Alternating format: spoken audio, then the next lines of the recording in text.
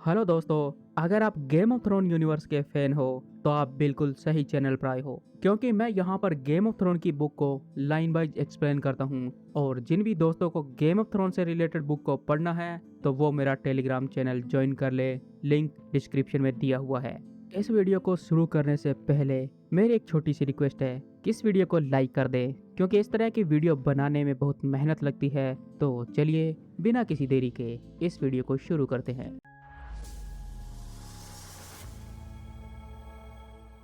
जब तक डंक वापस उस हॉल में पहुंचा तो उनके बाकी साथियों में से केवल सर मेनार्ड ही वहां पर बचे थे। तब सर मेनार्ड कहते हैं, जब तुमने दुल्हन के कपड़े उतरवाए थे तो क्या उसके स्तन पर कोई आटा लगा हुआ था? सर मेनार्ड यह जानना चाहता था। तब डंक ने अपना सिर हिलाया और कहा, नहीं। डंक ने अपने लिए प्याले में वाइन डाली और उसे चखा, और आखिरकार डंक ने यह तय कर लिया कि अब उसने बहुत ज्यादा शराब पी ली है, अब और शराब नहीं पिएगा। बटरवेल के प्रबंधकों ने लॉर्ड्स और लेडीज के लिए किले के अंदर कमरों का इंतजाम किया हुआ था, और उनके साथियों और सेवकों के लिए बाहर बरामदे में उनके बिस्तर लगवाए थे। बाकी मेहमानों के पास दो विकल्प थे, या तो वो तहखाने में जाकर सो जाएं या फिर पश्चिम की दीवार के नीचे अपना तंबू गाड़ ले। डंक ने स्टोनी सेफ्ट में जो मामूली सा दिखने वाला तंबू खरीदा था वह कोई आलीशान और शानदार तो नहीं था, लेकिन वह तेज बारिश और धूप से बचा लेता था। डंक के तंबू के कुछ पड़ोसी अभी भी जागे हुए थे, और उनके तंबू की दीवारों में से लालटेन की रोशनी रंगीन चमक रही थी। सूरजमुखी के फूलों से सजे हुए एक नीले तंबू के अंदर हंसी की आवाजें आ रही थी, तो वहीं दूसरा तंबू जो सफेद और बैंगनी धारियों का बना हुआ था, उसके अंदर प्रेम प्रसंग की सिसकियां सुनाई दे रही थी। एग ने अपना तंबू उन दूसरे तंबुओं से थोड़ा दूर और अलग जगह पर लगाया था, और उस तंबू के पास उसने थंडर, मिस्टर और रेन घोड़े को बांध दिया, और डंक के हथियार और कवच को किले की दीवार के पास सजा कर रख दिए। जब डंक तंबू के अंदर प्रवेश करता है तो वह देखता है कि उसका स्क्वायर एग एक मोमबत्ती के पास पालथी मारकर बैठा हुआ है, और एग एक किताब पढ़ रहा है, तो उसका सिर मोमबत्ती की रोशनी में लाल चमक रहा था। फिर डंक कहता है, मोमबत्ती की रोशनी में किताबें पढ़ने से तुम अंधे हो जाओगे। डंक के लिए पढ़ना लिखना अभी भी एक रहस्य बना हुआ है, हालांकि एग ने बहुत बार उसे सिखाने की कोशिश की थी। और फिर एग कहता है, मुझे शब्दों को देखने के लिए मोमबत्ती चाहिए सर। तब डंक ने कहा, क्या तुम्हें कान के नीचे एक जोरदार थप्पड़ चाहिए? यह कौन सी किताब पढ़ रहे हो? डंक ने उस किताब पर चटक और चमकीले रंग देखे, और अक्षरों के बीच में छोटे छोटे रंगे हुए ढाल जैसे चित्र देखे। तब एग कहता है, यह रोल ऑफ आर्म है सर, यानी कि सीजल चिन्हों की सूची। तब डंक कहता है, तुम जॉन द फिडलर को ढूंढ रहे हो, वह तुम्हें इसमें नहीं मिलेगा, क्योंकि वो इस रोल ऑफ आर्म में हेज नाइट को नहीं रखते, वो इसमें केवल लॉर्ड्स और चैंपियन को रखते हैं। तब एग कहता है, मैं उसे नहीं ढूंढ रहा सर, मैंने यार्ड में कुछ और सीजल चिन्ह देखे थे। लॉर्ड सडरलैंड यहाँ पर आए हैं, उनके झंडे पर लहरदार हरे और नीले रंग की लहरों के बीच में 3 महिलाओं के सिर बने हुए हैं। तब डंक कहता है, सिस्टर मैन, सच में 3 सिस्टर? बाइट की खाड़ी के क्षेत्र में मौजूद कुछ टापू जहां पर सिस्टर मैन रहते हैं। और फिर डंक आगे कहता है, मैंने सेप्टनो से सुना था कि बाइट के क्षेत्र के ये टापू पाप और लालच के अड्डे हैं। सिस्टरटन पूरे वेस्टरोस में तस्करों के लिए सबसे कुख्यात जगह है। अगर लॉर्ड सडरलैंड यहाँ पर आए हैं तो वह बहुत दूर से आए हैं, जरूर वह बटरवेल की नई दुल्हन के रिश्तेदार होंगे। तब एग कहता है, नहीं सर, वो नहीं है। फिर डंक कहता है, तो फिर वो यहाँ पर दावत के लिए आए होंगे। सिस्टर टर्न पर वो लोग मछली खाते हैं, है ना? और इंसान रोज रोज मछली खाकर ऊब जाता है। क्या तुम्हें भरपेट खाना मिला? मैं तुम्हारे लिए आधा भुना हुआ मुर्गा और थोड़ी पनीर लेके आया हूँ। और डंक ने अपने जेब में से खाना बाहर निकाला। तब एग कहता है, उन्होंने हमें फसलियों के साथ चिपका हुआ मांस खिलाया था।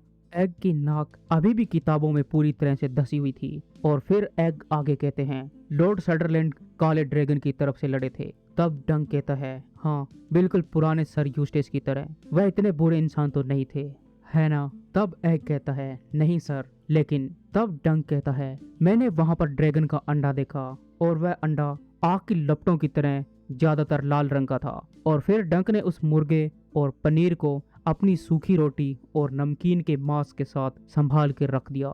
फिर डंक आगे कहता है, क्या लॉर्ड ब्लडरेवन के पास भी कोई ड्रैगन का अंडा था? तब एग ने अपनी किताब नीचे रख दी, और एग ने कहा, उनके पास ब्लड ड्रैगन का अंडा क्यों होगा? वह तो एक बास्टर्ड है और एक नीच खानदान का है। तब डंक कहता है वह एक बास्टर्ड संतान है, लेकिन नीच खानदान के नहीं। लॉर्ड ब्लडरेवन का जन्म भले ही शादी के बिना हुआ हो, लेकिन वह अपने माता और पिता दोनों की तरफ से ऊंचे खानदान से है। डंक अभी एक को उन लोगों के बारे में बताने ही वाला था जिनकी बातें उसने पेशाब करते समय चोरी छिपे सुनी थी, और तभी डंक का ध्यान एक के चेहरे पर गया तो वह देखता है कि एक के होठ सूजे हुए हैं। तभी डंक पूछता है कि तुम्हारे होठों को क्या हुआ? तब एक कहता है बस एक छोटी सी लड़ाई हो गई थी सर। तब डंक कहता है मुझे देखने दो, और तुम किससे लड़ रहे थे?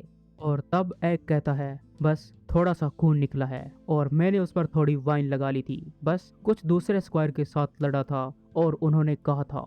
और फिर डंक ने एक की बात को बीच में ही काटते हुए कहता है उनकी छोड़ो, उन्होंने क्या कहा था इसकी परवाह मत करो, और मैंने तुम्हें क्या समझाया था। फिर एक कहता है कि मैं अपनी जुबान पर काबू रखूं और किसी भी तरह की कोई मुसीबत खड़ी ना करूं। फिर एग ने अपने सूजे हुए होठों को छुआ और कहा लेकिन उन्होंने मेरे पिता मेकार को किंग्सलेयर कहा था। तब डंक कहता है वैसे वो है तो सही बच्चे, लेकिन मुझे नहीं लगता कि उन्होंने ऐसा जानबूझकर किया होगा। डंक ने एक को 50 बार समझाया था कि ऐसी बातों को दिल पर ना ले। और फिर डंक कहता है तुम सच जानते हो, बस इतना ही काफी है, और ऐसी बातें पहले भी हमने शराब खानों, इन और जंगलों के कैंप फायर में सुन रखी है, और पूरे साम्राज्य को पता है कि कैसे प्रिंस मेकार की गदा ने उसके भाई बेलोर की एस्फोर्ड मीडो के मैदान पर जान ले ली थी। साजिशों की ऐसी बातें तो होना लाजमी ही था, और ये बातें आम होती है। अगर उन्हें जरा सा भी अंदाजा होता कि तुम प्रिंस मेकार के बेटे हो तो वो सब लोग कभी भी ऐसी बातें नहीं करते। तब एक कहता है हाँ, लेकिन वो सब तुम्हारी पीठ के पीछे बातें करते, लेकिन तुम्हारे मुंह पर कभी नहीं सर। फिर डंक कहता है तुम अपनी जुबान बंद रखने के बजाय उन दूसरे स्क्वायर को क्या कहा था? अब एक थोड़ा शर्मिंदा सा दिखता है। तब एक कहता है यही कि राजकुमार बेलोर की मौत बस एक हादसा थी, और जब मैंने उनसे कहा कि प्रिंस मेकार अपने भाई बेलोर से बहुत प्यार करते थे, तब सर एडम के स्क्वायर ने कहा था कि वो उनसे इतना ही प्यार करते थे कि उसकी जान ही ले ली। और सर मेलोर के स्क्वायर ने कहा था कि प्रिंस मेकोर का इरादा तो अपने भाई एरिस से भी वैसा ही प्यार करने का है जैसा कि उन्होंने प्रिंस बेलोर से किया था, और तब मैंने उसे मारा, और मैंने उसे जमकर मारा। तब डंक कहता है मुझे भी तुम्हें जोर से मारना चाहिए, और तुम्हारे सूजे हुए होठों के साथ साथ तुम्हारा एक सूजा हुआ कान भी होना चाहिए। तुम्हारे पिता भी ऐसा ही करते अगर वो यहाँ पर होते। और तुम्हें क्या लगता है कि प्रिंस मेकार को अपनी रक्षा के लिए किसी छोटे बच्चे की जरूरत है? और जब उन्होंने तुम्हें मेरे साथ भेजा था तो उन्होंने तुमसे क्या कहा था? तब एग कहता है उन्होंने यही कहा था कि तुम्हारे स्क्वायर के तौर पर वफादारी से अपनी सेवा करूं, और किसी भी काम या मुश्किल के समय में मैं कभी भी पीछे ना हटूं। फिर डंक कहता है उन्होंने और क्या कहा था? तब एग कहता है उन्होंने कहा था कि राजा के कानूनों, नाइटहुड के नियमों और आपकी आज्ञा का पालन करूं। और फिर डंक कहता है और इसके अलावा उन्होंने और क्या कहा था? तब एग कहता है कि उन्होंने कहा था कि अपने बाल को हमेशा मुंडवा कर रखूं या फिर उन्हें रंग कर रखूं, और उन्होंने यह भी कहा था चाहे कुछ भी हो जाए किसी को भी अपना असली नाम मत बताना। फिर डंक कहता है उस स्क्वायर लड़के ने कितनी शराब पी रखी थी? तब एग कहता है वह बार्ले की बियर पी रहा था सर। तब डंक कहता है देखा, वह बार्ले की बियर बोल रही थी, शब्दों का क्या है, वो तो हवा के झोंके होते हैं एग, बस उन्हें अपने पास से गुजर जाने दिया करो। लड़का काफी जिद्दी था। और फिर एग कहता है कुछ शब्द हवा होते हैं पर कुछ शब्द राजद्रोह होते हैं सर, और यह गद्दारों का टूर्नामेंट है। तब डंक ने अपना सिर हिलाया और कहा क्या वो सब के सब गद्दार हैं? अगर यह सच भी है तो भी यह बहुत पहले की बात है।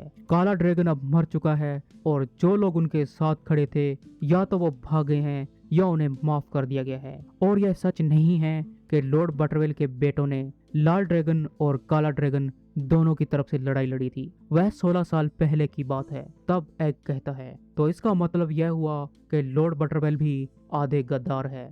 अब डंक का शराब का नशा धीरे धीरे उतर चुका था और उसे गुस्सा आ रहा था। डंक अब लगभग होश में था। और फिर डंक कहता है लॉर्ड बटरवेल का स्टीवर्ड मास्टर ऑफ गेम है और उसका नाम कोसग्रोव है। तुम उसे ढूंढो और कल के मुकाबले के लिए मेरा नाम लिखवा दो। मेरा नाम अभी मत बताना, यहाँ पर इतने लॉर्ड्स मौजूद होंगे और उनमें से शायद कोई भी एशफोर्ड मीडो के मैदान वाले सर डंकन द टोल को पहचान ना ले, तो तुम मेरा नाम गेलोस नाइट के तौर पर लिखवाना। आम लोगों को यह बहुत पसंद आता है जब किसी भी टूर्नामेंट के अंदर कोई भी मिस्ट्री नाइट आता है, तब एग ने अपने सूजे हुए होठ को छुआ और फिर कहा, गैलोस नाइट, ये नाम आपकी नई ढाल की वजह से है ना सर? तब डंक कहता है, जाओ वैसा ही करो जैसा मैंने तुम्हें कहा है। तुम्हें आज की रात के लिए काफी पढ़ दिया है। और फिर डंक ने मोमबत्ती को बुझा दिया।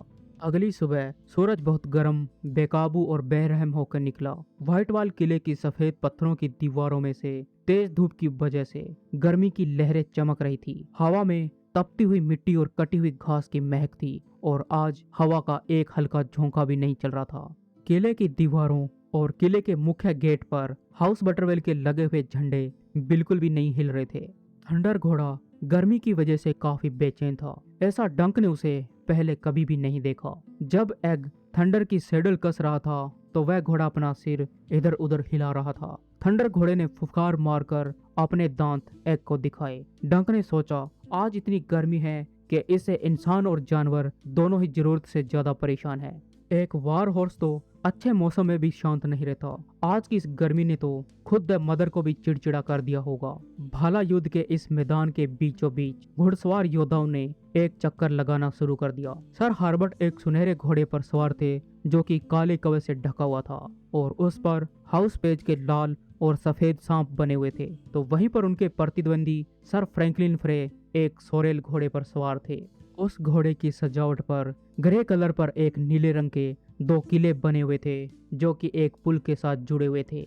जब सर हार्बर्ट और फ्रैंकलिन फ्रे के भाले आपस में टकराए तो हार्बर्ट का भाला दो भागों में बीच में से टूट गया, तो वहीं पर फ्रैंकलिन फ्रे का भाला चकनाचूर होकर बिखर गया।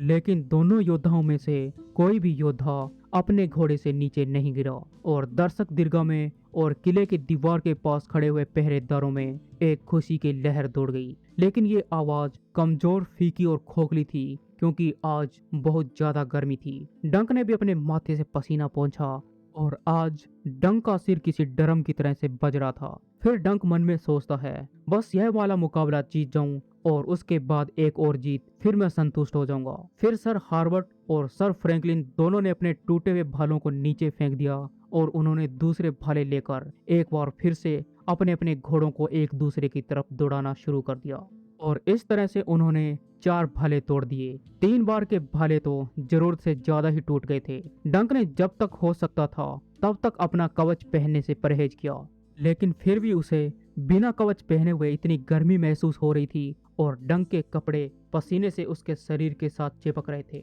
फिर डंक ने अपने आप को समझाया कि पसीने से भीजने से ज्यादा बुरी चीजें होती है।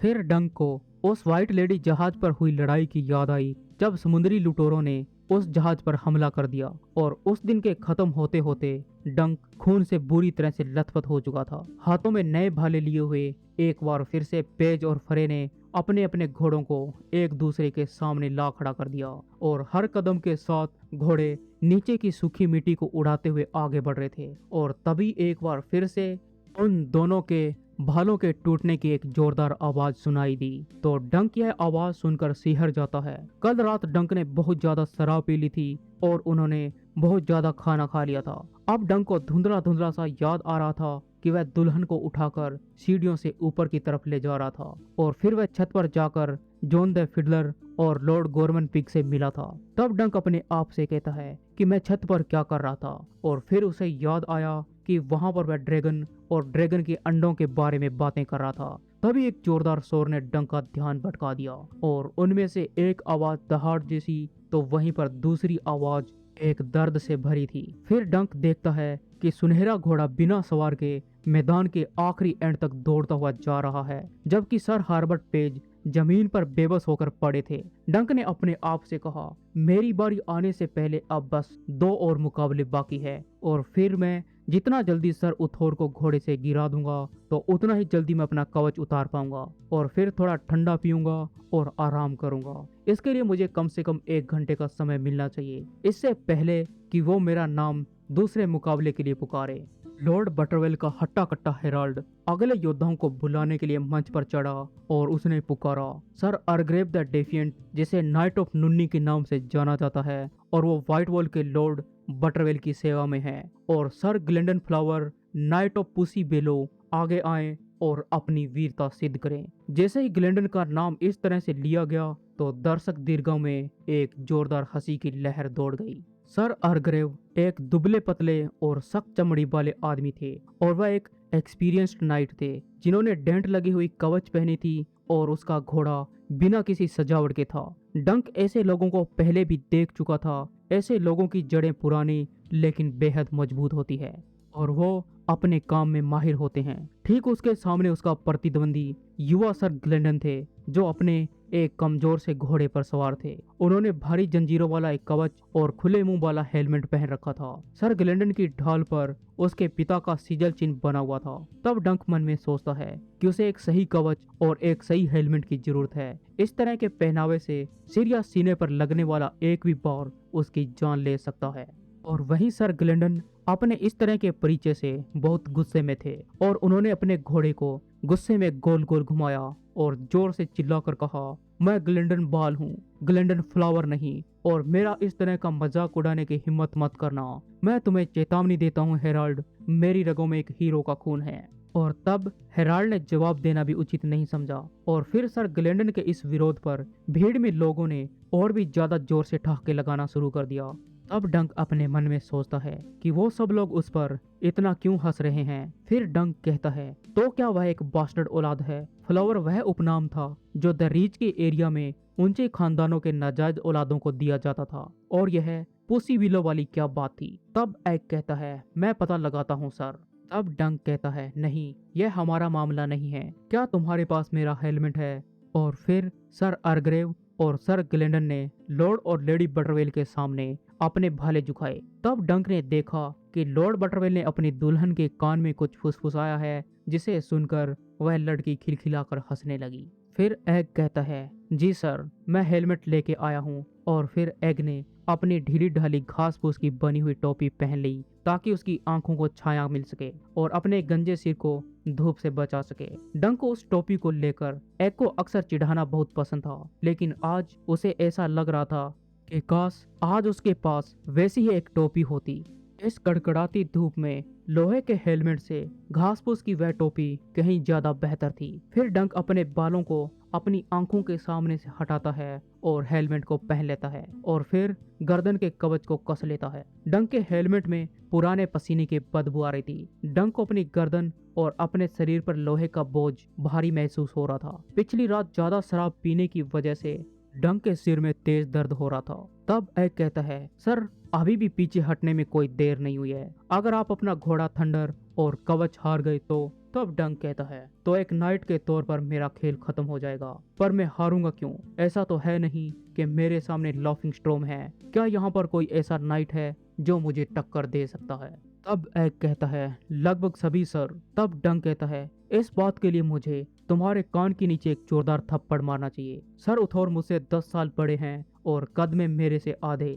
सर आर्गरेव और सर ग्लेंडन अब मैदान के अलग अलग किनारों पर पहुंच चुके थे। सर आर्गरेव ने अपने वाइजर को नीचे गिरा दिया, जबकि सर ग्लेंडन के हेलमेट में नीचे गिराने के लिए ऐसा कोई वाइजर नहीं था। फिर एग कहता है, सर एस्फोर्ड मीडो के बाद से आपने किसी भी मुकाबले में हिस्सा नहीं लिया है। तब डंक मन में सोचता है, यह लड़का कितना ढीठ और जिद्दी है। और फिर डंक कहता है, मैंने अभ्यास किया है, पर हाँ ये सच है कि उतनी लगन के साथ नहीं किया जितनी लगन के साथ अभ्यास करना चाहिए था। और जब भी मौका मिलता था तो वह क्विंटन या छल्लों पर भाले चलाने का अभ्यास कर लेता था।